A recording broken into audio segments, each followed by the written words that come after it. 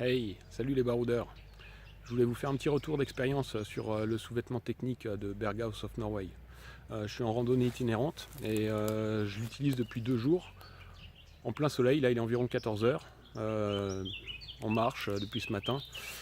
Et c'est vraiment pas fameux parce que là, j'ai le modèle 400 grammes.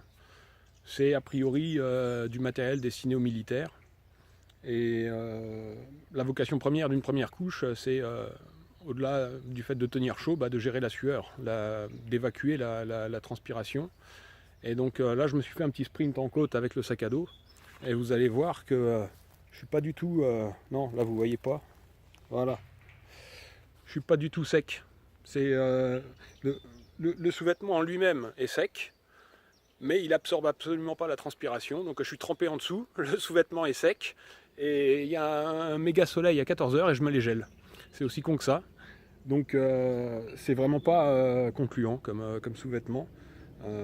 Surtout au prix où ça coûte.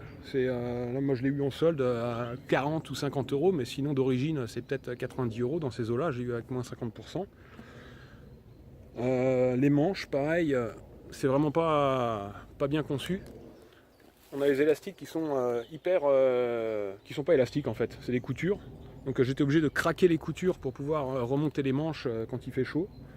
Je dirais, bon, après son avantage, enfin pas son avantage, mais ce qu'on retrouve en principe sur les bons sous-vêtements techniques et qui est quand même présent avec celui-là, c'est que ça tient pas trop chaud quand il y a du soleil et qui fait chaud, quoi. Donc ça tient chaud quand il fait froid, et puis quand il y a du soleil, ça tient pas trop chaud. Par contre, il gère absolument pas la sueur. Euh, donc sur des randonnées itinérantes de plusieurs jours, où il faut avoir un minimum d'hygiène, on peut laisser tomber ce produit, quoi. On peut l'oublier. Je dirais, moi je le conseillerais pour des randonnées à la journée ou des bivouacs au week-end. Voilà, quand on sait qu'on va pas faire 40 bornes de marche ou 30 bornes et qu'on on va pas transpirer, quoi. Mais sinon, c'est à éviter, surtout au prix où ça coûte. C'est vraiment pas un bon investissement. Voilà, ciao.